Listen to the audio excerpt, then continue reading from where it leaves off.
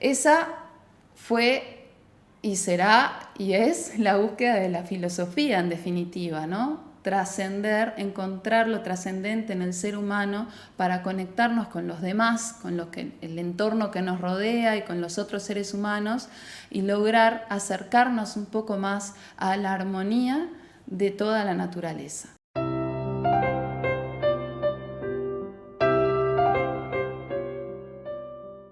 Bueno, continuando con este tema de la mujer en el Antiguo Egipto, vamos a ver un poco ahora acerca de la mujer y la política en el Antiguo Egipto.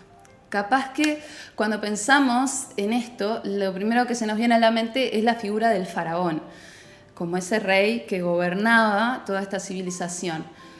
Pero no necesariamente es un rey con las características que se van a entender más adelante en otras etapas de la historia, ¿no?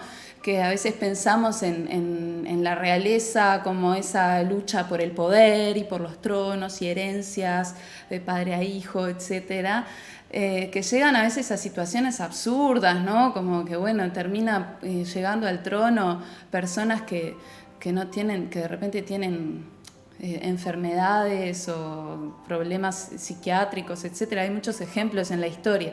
Pero en Egipto la concepción de este faraón rey era bastante diferente. Si llegaste hasta acá y te gustan estos temas, queremos contarte que las actividades de Nueva Acrópolis están todas hechas por voluntarios y podés ayudarnos inmensamente suscribiéndote al canal y dándole me gusta al video. Te contamos también que este tema es parte del curso de Filosofía Práctica de Nueva Acrópolis y podés inscribirte en el enlace que está abajo en la descripción.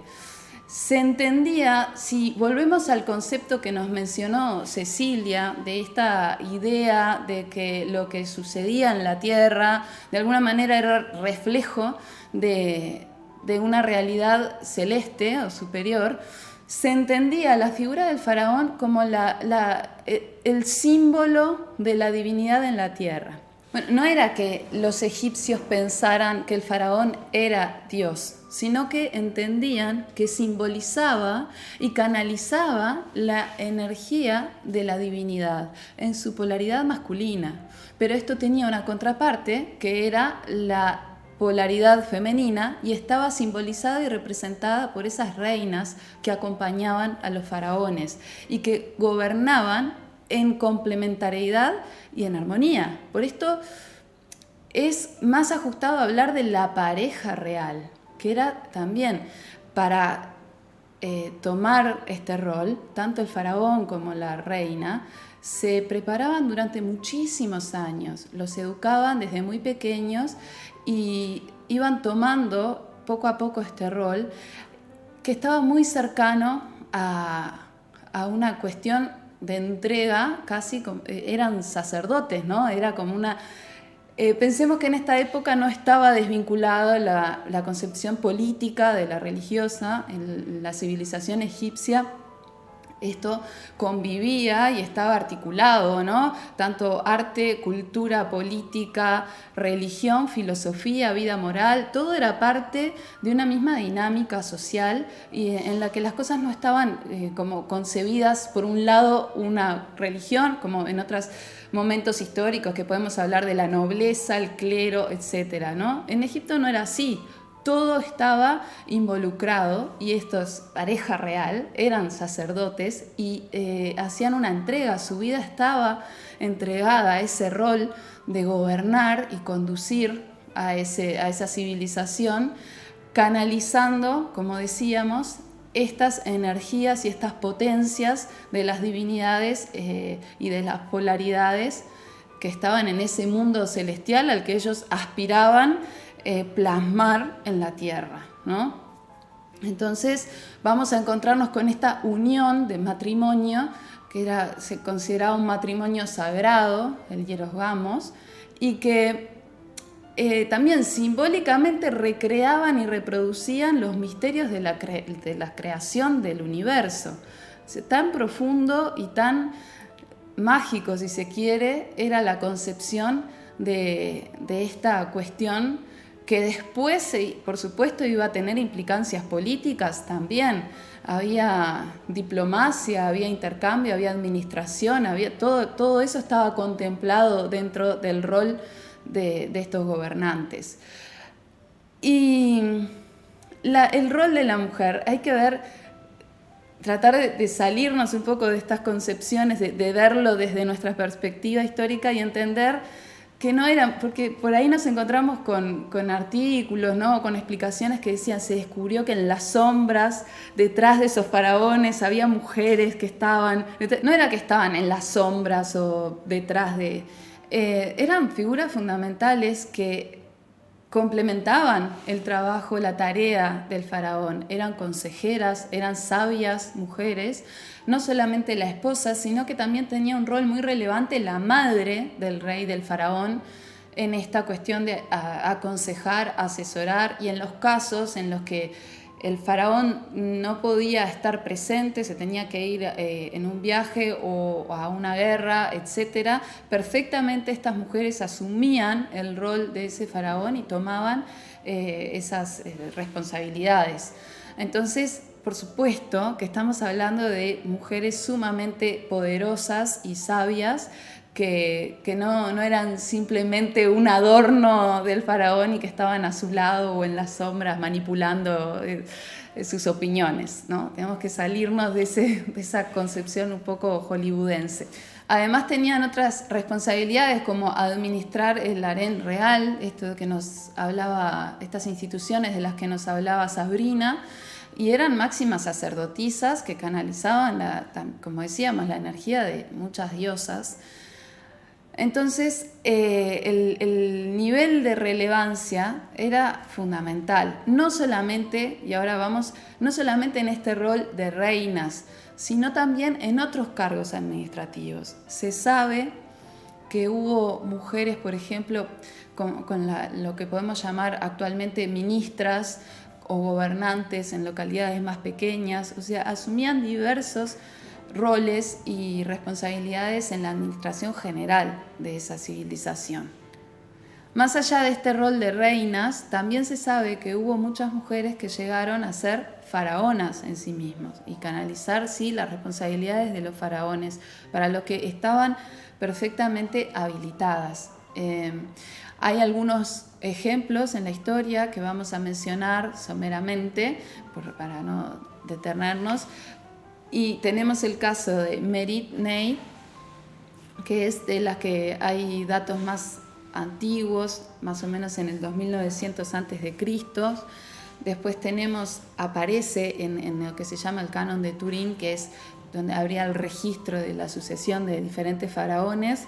Aparece una faraona que se llama Nitocris, que también no se sabe demasiado, por supuesto que todos estos datos llegan bastante velados, pero que aparentemente alrededor del 2200 a.C.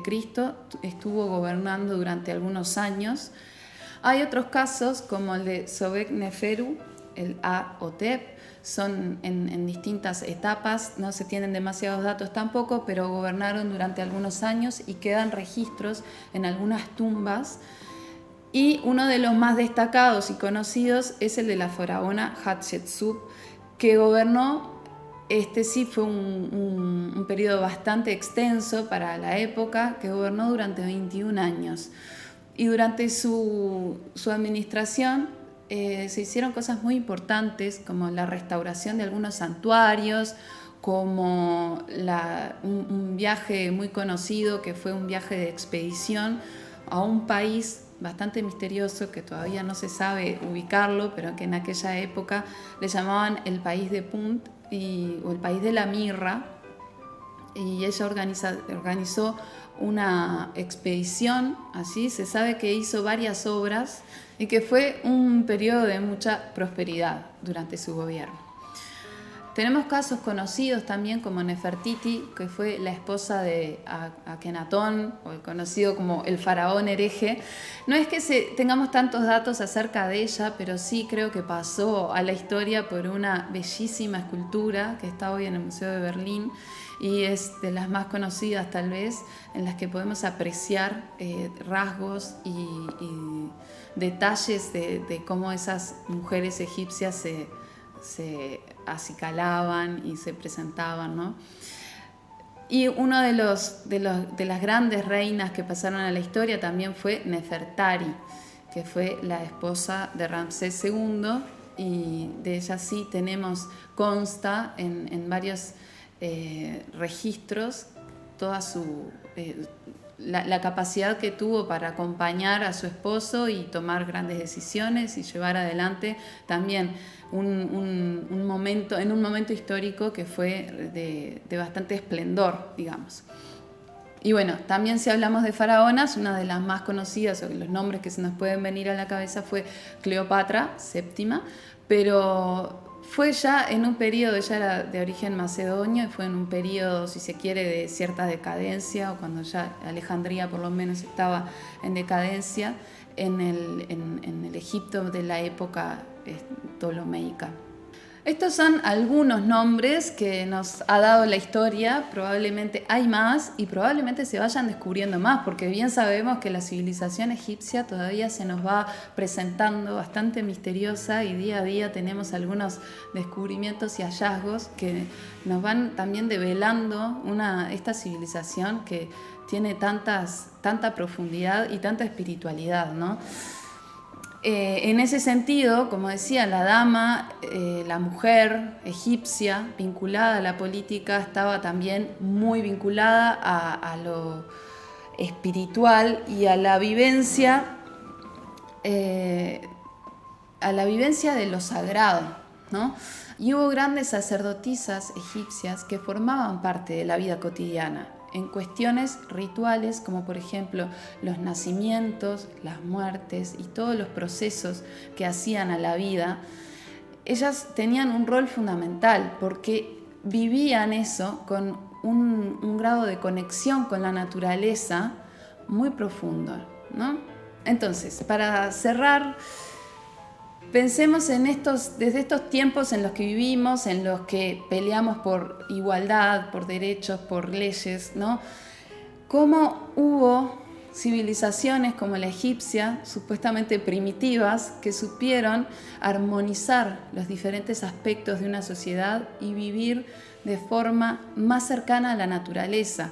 Esto quiere decir sentir que el ser humano es parte de algo que lo trasciende, que es mucho más grande que él, que lo excede y que tiene un orden. Y como parte de ese orden se involucra y puede tomar ejemplos en esa naturaleza y vivir de acuerdo a eso.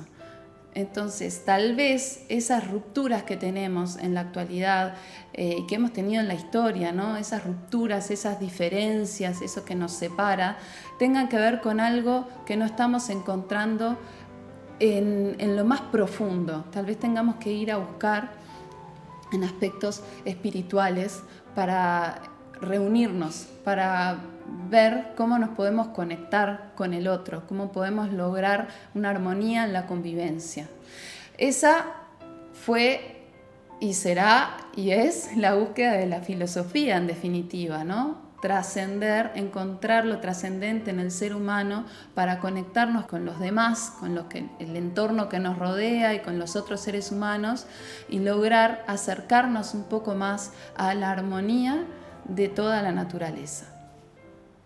Hola, no te olvides de suscribirte a nuestro canal de YouTube y compartir este video para que más personas puedan disfrutar de estos conocimientos. Y si te interesan estos temas, no dejes de buscar la sede de Nueva Acrópolis más cercana a ti, en donde desarrollamos el curso de Filosofía Práctica, un programa exclusivo que existe desde 1957 en más de 50 países, hecho 100% por voluntarios que aman la filosofía y desean compartirla con todos. Las clases tienen mucho diálogo, reflexiones y ejercicios para aplicar a la vida cotidiana. Estamos en más de 400 sedes en todo el mundo, abriendo nuevos cursos todos los meses, además de actividades de cultura y voluntariado. En Uruguay estamos en Montevideo y en Colonia. Abajo en la descripción puedes encontrar los links para anotarte a nuestras charlas y cursos. ¡Nos vemos! ¡Hasta pronto!